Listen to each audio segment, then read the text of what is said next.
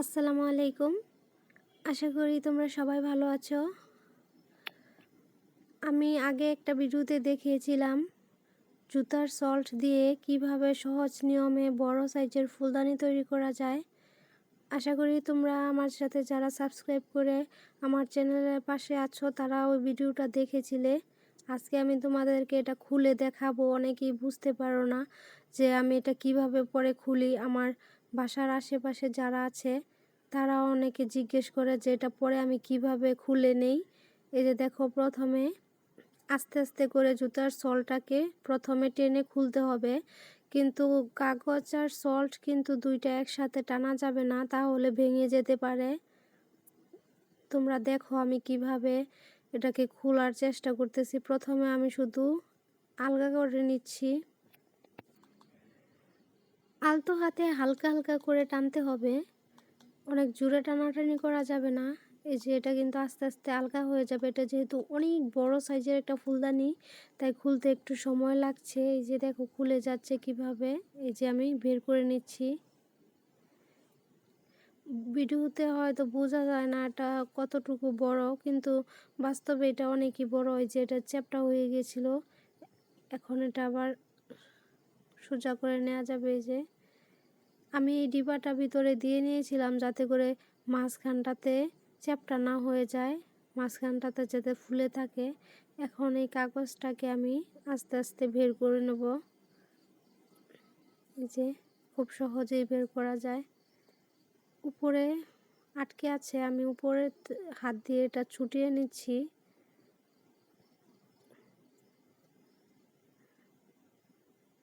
এটা একদম শুকিয়ে গেছে। আমি অল্প অল্প করে এতটুকু বানিয়ে নিয়েছিলাম, তোমাদেরকে নিচের অংশটুকু দেখিয়েছিলাম কিভাবে আমি এটা বানাচ্ছি। তো সেমভাবেই আস্তে আস্তে করে উপরের দিকে উঠিয়েছি। এই যে খুলে নিয়েছি কাগজটাও।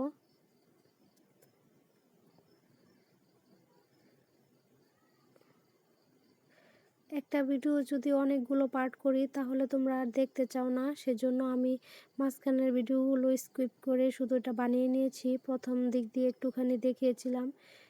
যেই আলগাইটা বানিয়েছি এটা কিন্তু পরে আমি নিচে লাগিয়ে নেব, দুইটা অ্যাডজাস্ট করে নেব। আর কিভাবে অ্যাডজাস্ট করেছি সেটা তোমরা ভিডিওতে দেখতে পারবে আজকের ভিডিওতেই, সেজন্য সম্পূর্ণ ভিডিওটা দেখতে থাকো।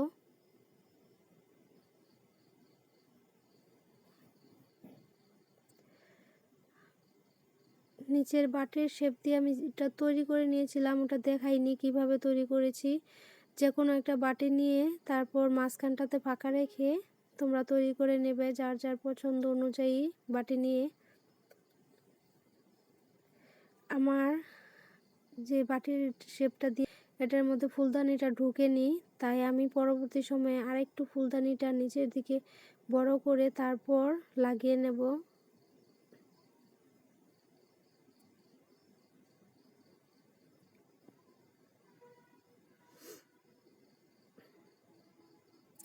এই যে এখন আমি এটা আরেকটু বড় করে নিয়েছিলাম, বড় করে নিয়ে এটার ভিতরে একবারে লাগিয়ে সাইড দিয়ে কাগজ লাগিয়ে নিচ্ছি।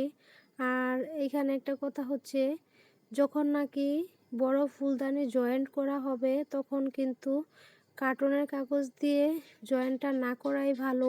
কার্টনের কাগজে শুকাতে অনেক দেরি হয়, পানিটা কেমন ভিজা ভিজা হয়ে থাকে। আর যদি বই খাতা বা পেপার দিয়ে জয়েন্টটা দেওয়া হয় তাহলে পানিটা টেনে তাড়াতাড়ি শক্ত হয়ে যাবে, আর এটা ভেঙে যাওয়ার ভয় থাকবে না বেশি। সেজন্য আমি এখানে পেপারের কাগজগুলো নিয়ে তারপর আস্তে আস্তে করে লাগিয়ে নিব চারপাশটাতে খুব ভালোভাবে চেপে চেপে লাগিয়ে নিতে হবে। আবার এত বেশি জোরে চাপ দেওয়া যাবে না, তাহলে ভেঙে ভিতরে ঢুকে যাবে। আমি এই ফুলদানিটার উপরে কিভাবে তৈরি করব উপর দিয়ে তারপর আবার দেখাবো, যদি তোমরা দেখতে চাও তাহলে।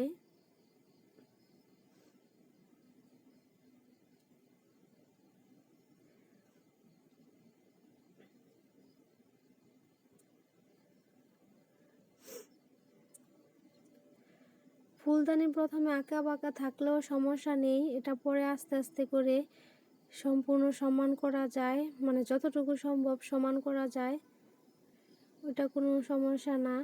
প্রথমে শুধু ফুলদানির শেপ অনুযায়ী বা যে কোনো কিছুর শেপ অনুযায়ী তৈরি করে নিলেই হয়ে যায়।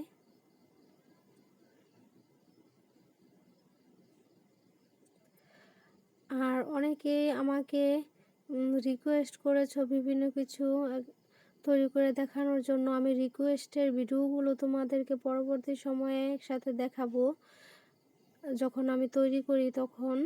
সেজন্য তোমাদেরকে, যারা আমাকে রিকোয়েস্ট করেছো তাদের অপেক্ষা করতে হবে তোমাদের রিকোয়েস্টের ভিডিও। ইনশাল্লাহ আমি যত দ্রুত সম্ভব তৈরি করে তারপর আপলোড করব।